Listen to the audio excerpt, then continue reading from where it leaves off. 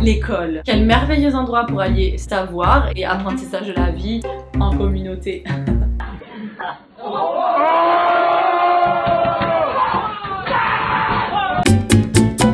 Wesh. D'après une statistique que j'ai trouvée récemment, 73,3% des élèves n'aiment peu ou pas du tout l'école. Je les comprends. Cette vidéo m'a été demandée énormément de fois, donc voici mon analyse entre l'école française versus québécoise.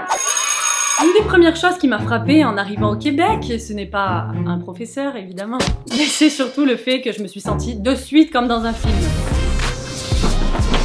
Parce qu'il faut savoir que premièrement, pour aller à l'école au Québec, on vient te chercher devant chez toi en autobus jaune. Tandis qu'en France, tu fais du covoiturage ou alors tu marches à pied.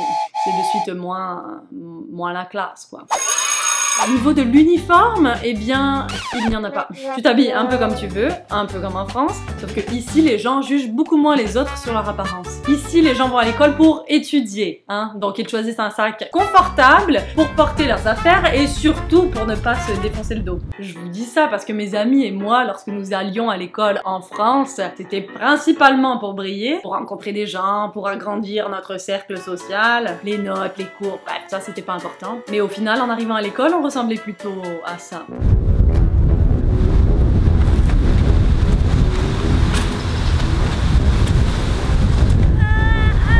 Oui, parce qu'en France, tu te portes absolument tous les livres dans ton putain de sac. Donc, livres, cahiers, stylos, stabilo, tampons, serviettes hygiéniques, talons, bref, j'en passe. Résultat des courses, 20 ans après, j'ai une scoliose.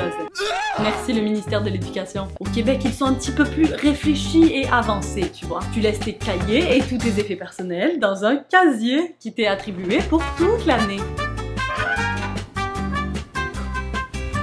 Oh putain, je suis bloquée. À l'aide!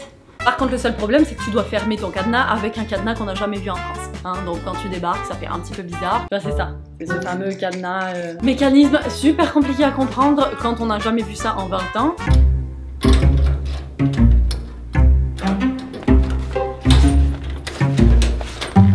Bref, pour ma part, j'ai trouvé la solution. J'ai laissé les instructions derrière le cadenas avec mon code pour être sûre de ne jamais les oublier. Mais bon, il y a les instructions juste derrière, donc voilà. Voilà, donc le code c'est 1 11 31. Merci la vie.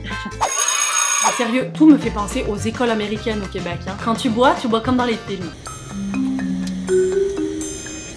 Enfin, peut-être avec un peu moins de classe que dans les films américains, quand tu essayes de boire avec ça pour la première fois, parce que tu t'en fous partout. En France, tu t'en fous partout aussi, évidemment, mais la seule différence, c'est que tu bois l'eau des toilettes. Enfin, l'eau des toilettes, c'est pas vraiment l'eau des toilettes, mais plutôt tu dois boire au robinet qui se trouve dans les toilettes.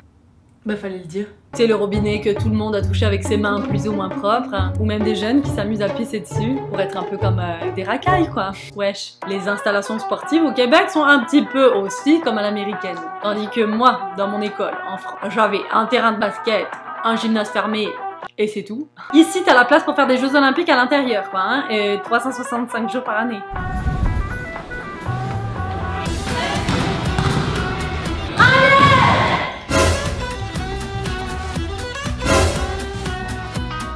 Bref, rien à voir avec la France. Et bon, il faut l'avouer, il y a quand même des trucs que je trouve au Québec complètement illogiques. En France, pour les classes, c'est le nombre d'années qui te reste avant le diplôme final, le bac. Le diplôme que c'est la classe d'obtenir, mais qui ne te sert absolument à rien. Donc, après le primaire, ça commence par 6e, 5e, 4e, 3e et ainsi de suite. Et donc, si tu es en 3e, ça veut dire qu'il te reste 3 ans avant le bac. Impeccable, jusque-là tu suis. Et alors, au Québec, mon cerveau bug complètement. Au primaire, il y a la première année, deuxième année, troisième année, jusqu'à la 6e année. Déjà, pourquoi jusqu'à 6? Et après le primaire, il y a le secondaire. Capte la logique, ils sont ouf ces Québécois. Et là, ça devient secondaire 1, secondaire 2, jusqu'à 5. What the fuck is going on, les gars? Et un truc que je trouve super bizarre aussi, c'est le système de notes. C'est sur 100% pour réussir l'examen final. Jusque-là, c'est bizarre, mais c'est pas grave. Mais t'as besoin d'avoir minimum 60% pour avoir la moyenne. What the fuck, les gars? 60%, c'est pas la moyenne! Non mais en France, regarde, c'est sur 20, déjà. Me posez pas la question pourquoi c'est sur 20. Mais bon, la moyenne, c'est 10, hein? Et voilà, merci, bonsoir. Bref, j'étais quand même une bonne élève à l'école. Moi. C'est juste que je le montrais pas souvent à mes profs, quoi. Monsieur, pourquoi vous avez écrit en rouge? Monsieur, pourquoi vous avez mis un S? Monsieur... Bah là, ça va, vas-y, 4 heures de colle, il est fou, lui. Et je sais à quel point ça peut être chiant l'école pour certains. Mais souvent c'est parce qu'il y a rien qui nous donne envie d'apprécier les moments qui passent et d'apprendre. Je sais pas si vous partagez cet avis, mais moi j'ai l'impression qu'on se sent obligé d'apprendre des trucs par cœur pour avoir des bonnes notes. Mais personnellement, je trouve que l'école en France ne t'aide en rien à savoir ce que tu veux faire dans la vie. Hein. Ah, et d'ailleurs, en parlant d'examen, ça c'est une autre très bonne chose. Au Québec, la remise des diplômes, ça ressemble un petit peu à ça. Alors qu'en France, c'est plutôt... ça.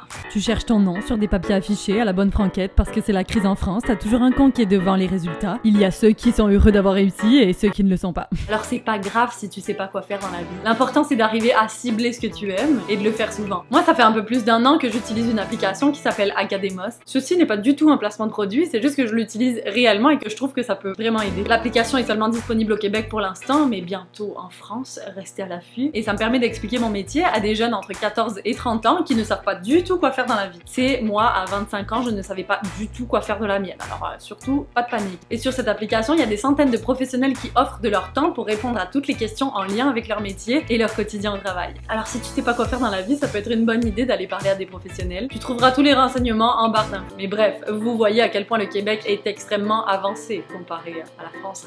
En attendant, bonne chance à tous pour la rentrée et pour cette nouvelle année. Et surtout, écoutez en cours pour avoir des bonnes notes. Faites pas comme moi. Dites-moi dans les commentaires quelle est votre matière préférée à l'école. Si cette vidéo vous a plu, mettez un petit like juste en dessous et rejoignez la Denisi Family en vous abonnant à ma chaîne. Je vous aime. Par contre, il y a un truc que je ne comprends pas du tout au Québec, c'est les appellations des fournitures scolaires. Alors un cutter, ça se dit un hexago. Oulala, c'est compliqué.